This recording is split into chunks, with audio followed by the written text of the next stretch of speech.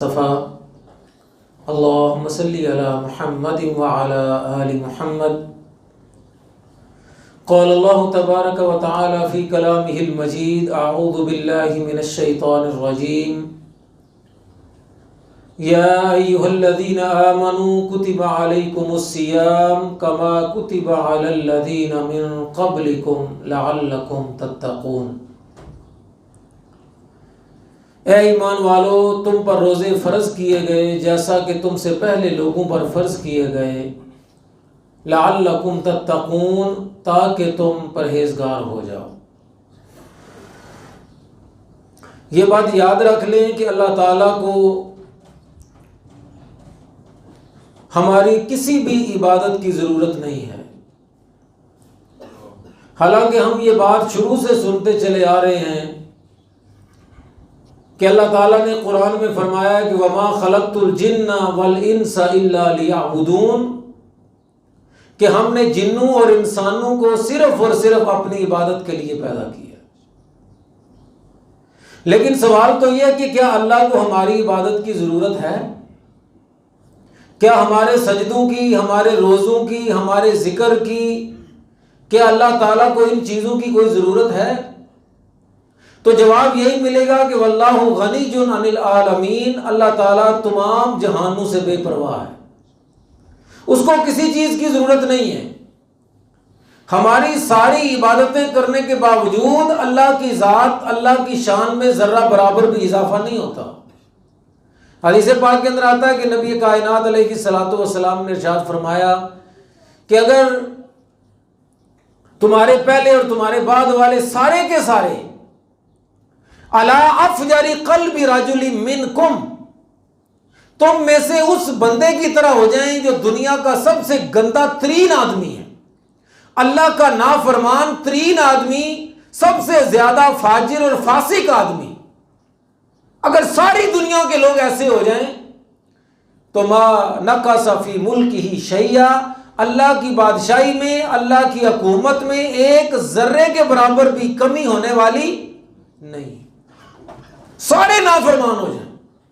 اور فرمایا کہ اگر تمہارے پہلے اور تمہارے بعد والے سارے کے سارے علی اتقی قلب رجل منکم، تم میں سے اس بندے کی طرح ہو جائیں کہ جو سب سے زیادہ متقی ہے، جو سب سے زیادہ عبادت گزار ہے، جو سب سے زیادہ اللہ کو ذکر اور اذکار کرنے والا ہے، جو سب سے زیادہ اللہ کے احکامات کو ماننے والا ہے، سارے کے سارے لوگ ایسے ہو جائیں تو ما زاد فی ملکہ شیئا، اللہ کی حکومت میں ایک ذرے کے برابر بھی اضافہ ہونے والا نہیں، کوئی اضافہ نہیں ہوگا، وہ بے پرواہ ذات ہے۔ تو پھر اللہ تعالیٰ نے ہمیں اپنی عبادت کے لیے کیوں پیدا کیا جبکہ اس کو ضرورت ہی نہیں ہے؟ اور بے ضرورت تو کوئی کام نہیں کیا جاتا، ہم جو بھی کام کرتے ہیں اس کے لیے کوئی وجہ ہوتی ہے۔ اللہ تعالیٰ نے ہمیں اپنی عبادت کے لیے پیدا کر لیا جبکہ اس کو عبادت کی ضرورت ہی کوئی نہیں، تو پھر اس نے ہمیں اپنی عبادت کے لیے کیوں پیدا کیا؟ تو یہ بات یاد رکھیں، اس نے ہمیں اپنی عبادت کے لیے اس لیے پیدا کیا تاکہ ہمارا فائدہ ہو جائے۔ کس کا فائدہ ہو جائے؟ اس کو تو کوئی فائدہ نہیں، نہ اس کا کوئی نقصان ہے۔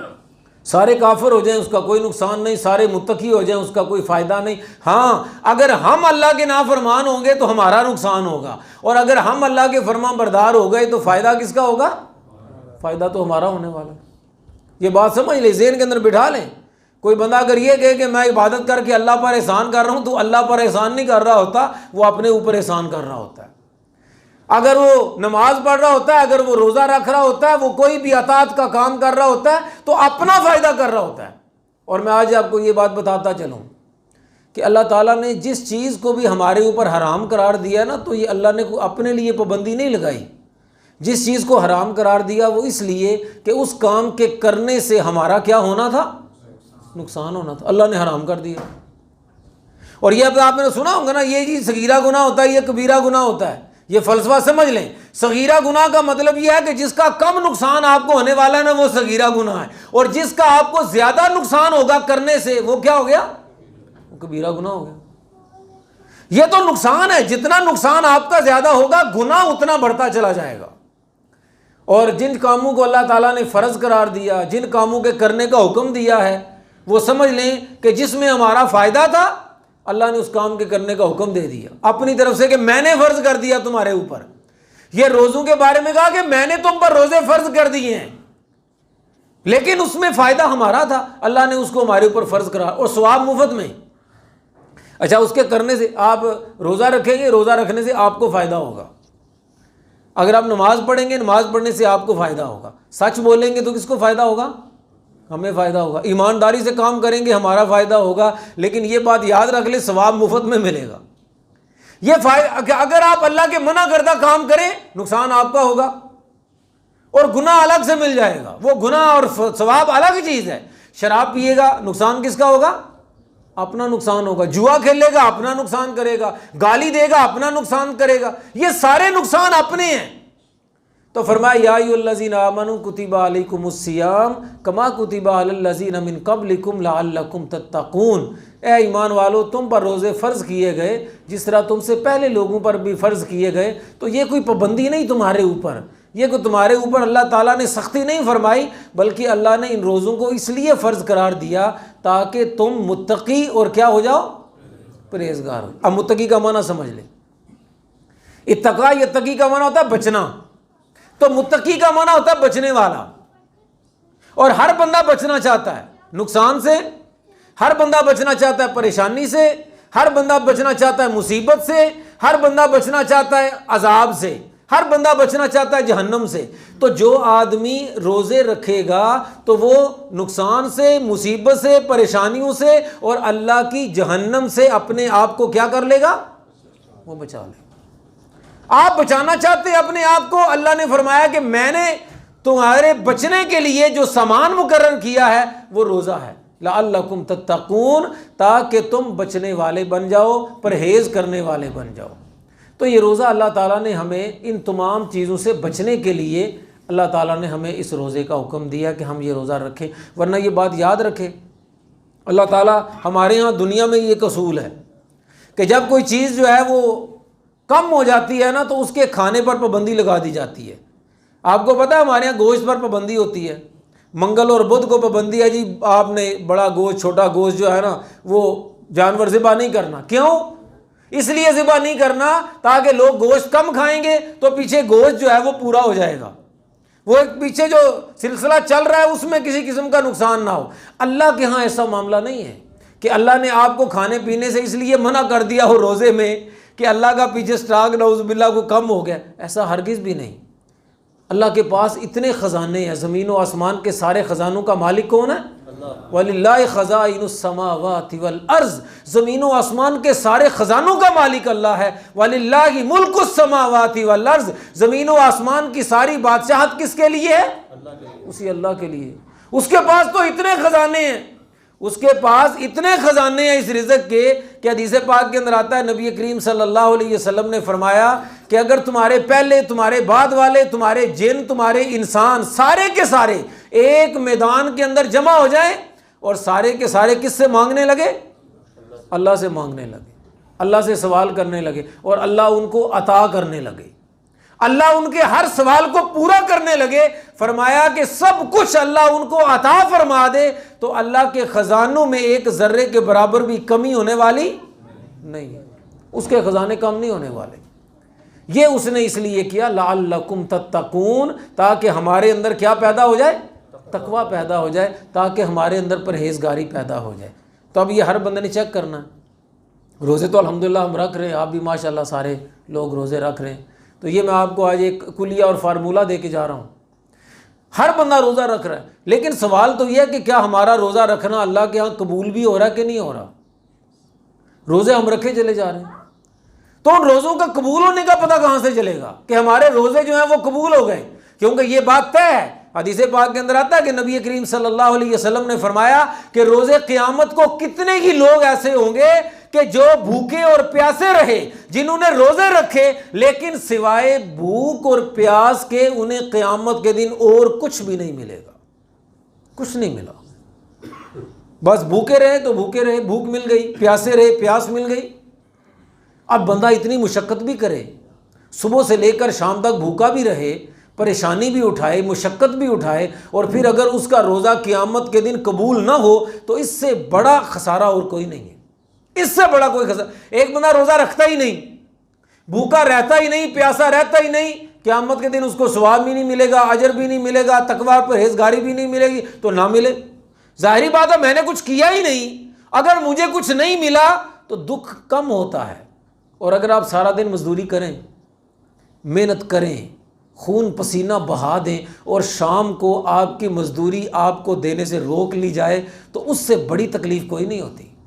ایک بندے نے دیہڑی نہ لگائی، گھر میں سویا ہوا ہے، اب اگر شام کو اسے 500 1000 روپیہ 2000 روپیہ اگر کسی نے جیب میں نہیں نہ ڈالا تو تکلیف نہیں ہوگی، اس کو پتا میں نے کون سا کچھ کیا ہے جو میری جیب میں کچھ نہیں آیا۔ لیکن اگر بندہ سارا دن جان مارے، سارا دن تکلیف بھوگے، اور شام کو اس کو مزدوری نہ ملے نا، پھر بڑی تکلیف ہوتی ہے، پھر تکلیف ڈبل ہو جاتی ہے۔ تو یہ تو سوچنے کی بات ہے کہ ہمارا روزہ قبول ہوا کہ نہیں ہوا۔ تو میں آپ کو یہ سمجھ لیں کہ ایک قاعدہ، ایک اصول اور ایک ضابطہ دے کے جا رہا ہوں، اس کو یاد رکھ لینا۔ ہر چیز کا ایک مقصد ہوتا ہے، اور روزے کا مقصد یہ ہے کہ ہمارے اندر تقویٰ اور کیا پیدا ہو جائے، پرہیزگاری پیدا ہو جائے، یہ اس کا مقصد ہے۔ کھانے کا مقصد کیا ہوتا ہے؟ تاکہ ہماری بھوک کیا ہو جائے، مٹ جائے، جسم میں طاقت آ جائے۔ پانی پینے کا مقصد کیا ہوتا ہے؟ کہ ہماری پیاس کیا ہو جائے، ختم ہو جائے، اور جسم میں طاقت آ جائے۔ لیکن اگر آپ پانی پئیں، پانی آپ پئیں اور آپ کی پیاس نہ بجھے، آپ پانی پئیں اور جسم میں طاقت کوئی نہ آئے، تو اس کا مطلب یہ ہوا کہ پانی پینا اور نہ پینا دونوں کیا ہو گئے، یہ تو برابر ہو گئے نا۔ آپ نے کھانا کھایا، آپ کھانا کھاتے جا رہے ہیں، بھوک ختم ہی نہیں ہو رہی، نہ جسم میں کوئی طاقت آ رہی ہے۔ جس مقصد کے لیے آپ وہ کام کر رہے تھے وہ اگر مقصد پورا نہیں ہو رہا تو اس کا صاف مطلب یہ ہے کہ آپ کا کھانا کھانا اور نہ کھانا دونوں کیا ہو گئے، برابر ہو گئے۔ اب اگر آپ نے یہ چیک کرنا ہو کہ روزہ رکھنے کا فائدہ ہو رہا ہے یا نہیں ہو رہا، روزہ رکھنا قبول ہو رہا ہے یا نہیں ہو رہا، تو پھر یہ چیک کریں کہ آپ کے اندر تقویٰ پیدا ہو رہا ہے یا نہیں ہو رہا۔ رمضان سے پہلے جب آپ روزے نہیں رکھ رہے تب آپ کی حالت کیا تھی؟ جن کاموں کو رمضان سے پہلے آپ غلط کاموں کو گالی دے رہا تھا کوئی، تو رمضان میں بھی گالی دیے چلے جا رہا ہے۔ پہلے اگر کوئی بے ایمانی کر رہا تھا، رمضان میں بے ایمانی کیے چلے جا رہا ہے۔ پہلے جھوٹ بولے جا رہا تھا، رمضان میں بھی وہ اسی طرح جھوٹ بولے جا رہا ہے۔ پہلے غیبت کیے جا رہا تھا، رمضان میں بھی غیبتیں کیے جا رہا ہے۔ پہلے چغلیاں کرتا تھا بیٹھ کر مجلس میں بیٹھ کے، دوستوں میں بیٹھ کے ایک دوسرے کی چغلیاں، ایک دوسرے کی غیبتیں پہلے بھی چل رہی تھیں، اور رمضان کے بعد بھی اسی طرح چل رہی۔ رمضان سے پہلے بھی جوا کھیل رہا تھا، رمضان میں بھی اسی طرح وہ جوا کھیل چلا جا رہا ہے۔ اس کا مطلب یہ ہوا کہ اس کے رمضان کے روزوں نے اسے فائدہ نہیں دیا۔ رمضان سے پہلے بھی نمازیں اسی طرح ٹوٹی پھوٹی پڑھ رہا تھا، 2 پڑھ لی 3 چھوڑ دی، 3 پڑھ لی 2 چھوڑ دی، 4 پڑھ لی 1 چھوڑ دی، 1 پڑھ لی 4 چھوڑ دی۔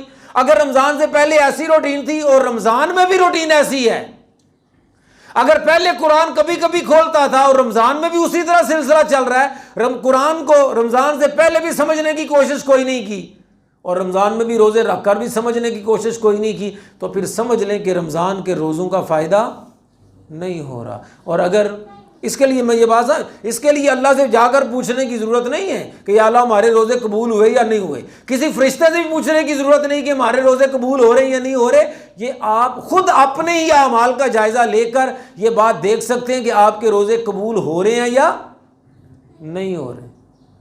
جائزہ لیتے ہیں اپنا، ہر بندہ اپنا جائزہ لے۔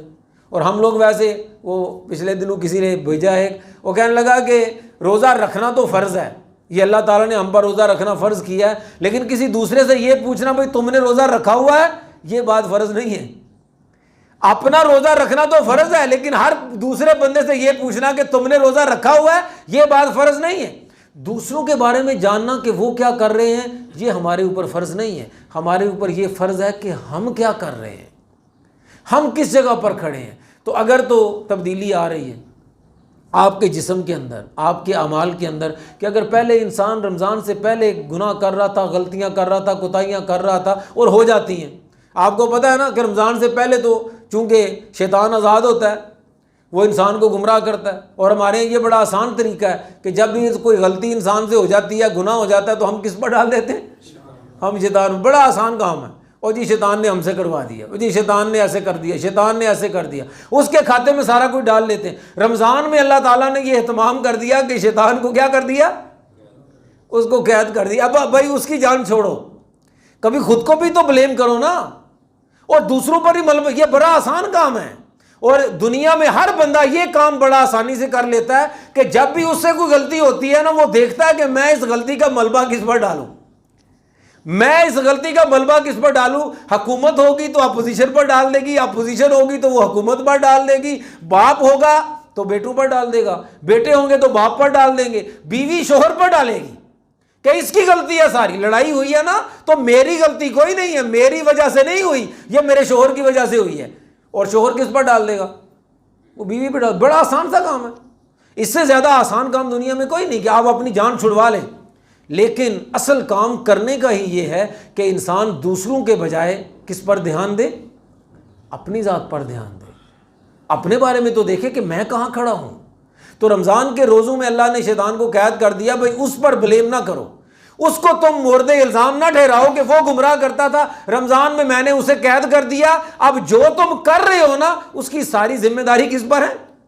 اب تمہارے ہی اوپر ہے, اب تمہارے اوپر ذمہ داری ساری آ گئی ہے. اور ایک اور بات کہ عام دنوں, اور یہ بات ہے بھی ویسے, شیطان ظاہری بات ہے اس کا یہ کام ہے کہ انسان کو کیا کرتا ہے؟ گمراہ کرتا ہے. اس میں کوئی شک کی بات بھی نہیں کہ وہ کرتا ہے ایسا. یہ الگ بات ہے کہ اگر انسان انکار کرنا چاہے تو انکار بھی کر دے. شیطان قیامت کے دن پتہ ہے کیا کہے گا؟ وہ بری ہو جائے گا, وہ کہے گا میں نے تم سے کوئی زبردستی تھوڑی کرایا تھا, میں نے کہا اور تم میرے کہنے میں آ گئے, میرا کیا قصور ہے اس میں نے کوئی ہاتھ پکڑ کے تم سے چوری تو نہیں کروائی, ہاتھ پکڑ کے تم سے جوا تو نہیں کھلوایا, میں نے ہاتھ پکڑ کر تم سے بے ایمانی تو نہیں کروائی, ملاوٹ تو نہیں کروائی, میں نے تو زبردستی کچھ نہیں کروایا. اے اللہ میں بری ہوں, انی بری ہوں منکم, میں تم سب سے بری ہوں, میرا کوئی قصور نہیں ہے. وہ اپنے قصور سے بری ہو جائے گا. لیکن گمراہ تو بہرحال وہ کرتا ہے اپنے کام میں. لیکن اللہ نے ہمارے لیے یہ آسانی فرمائی ہے کہ اس رمضان میں شیطان کو کیا کر دیا؟ قید کیا, تاکہ ہم جن چیزوں سے پہلے نہیں بچ سکتے تھے, مشکل ہوتی تھی, ان گناہوں سے بچنا اب ہمارے لیے کیا ہو گیا؟ آسان ہو گیا. اور آپ اس کا عملی یہ حدیثیں جو ہے نا, اس کا عملی مشاہدہ آپ دیکھ سکتے ہیں کہ جتنی آج یہاں پر یہ مسجد نماز کے لیے بھری ہوئی ہے, کیوں جی عبدالرزاق بھائی, رمضان میں جس طرح یہ بھری ہوئی ہے, کیا رمضان سے پہلے ایسے کبھی بھری ہوئی ہوتی؟ کبھی ہو جائے تو ہو جائے. لیکن یہ صاف بات پتہ چل رہی ہے کہ اب شیطان کا ہمارے اوپر اثر کم ہو گیا, شیطان کے اثرات ہمارے اوپر آہستہ آہستہ کم ہوتے ہیں. تو ہر بندہ یہ چیک کرے, کیا میرے اندر تبدیلی روزے کی وجہ سے آ رہی ہے؟ کیا نمازوں میں میرے بہتری آ رہی ہے؟ کیا قرآن کی تلاوت میں میری بہتری آ رہی ہے؟ کیا میں جھوٹ بولنے سے اپنے آپ کو بچانے کی کوشش کر رہا ہوں؟ وہ حدیث پاک کے اندر آتا ہے نا, الصوم جنۃ, روزہ جو ہے نا یہ ڈھال ہے. ڈھال ہونے کا مطلب یہ ہے کہ یہ روکتا ہے شیطان کے وار کو, وہ جو گناہ ہیں ان کو روکا جاتا ہے روزے کے ذریعے. تو اگر آپ روزہ رکھ رہے ہیں اور آپ کی تبدیلی آپ کے جسم میں, آپ کے گھر میں, آپ کے اعمال میں آ رہی ہے, تو سمجھ لیں کہ آپ کے روزہ آپ کو فائدہ دے رہا ہے. اور اگر ایسا کچھ بھی نہیں ہو رہا اور آپ بالکل پہلے جیسے چلے آ رہے ہیں, اسی طرح کوتاہیاں ساری باقی ہیں, تو پھر ہمیں اپنے اعمال پر غور کرنا ہوگا, پھر اس پر فکر کرنا ہوگی. اللہ تعالیٰ سے دعا ہے کہ اللہ تعالیٰ ہمیں اس رمضان کے روزوں کی وجہ سے تقوی عطا فرما دے, رمضان کے ان روزوں کی وجہ سے اللہ تعالیٰ پرہیزگاری عطا فرما دے. اللہ ہمارے ان روزوں کو قبول فرما لے, اور روزے کی ان کمیوں اور کوتاہیوں کو اللہ دور فرما دے. اللہ جو رات کو قیام کر رہے ہیں, اللہ ان کا قیام کرنا قبول فرما لے. جو اس رمضان کے مہینے میں خرچ کر رہے ہیں, اللہ ان کا خرچ کرنا قبول فرما لے. وآخر دعوانا ان الحمد للہ رب العالمین.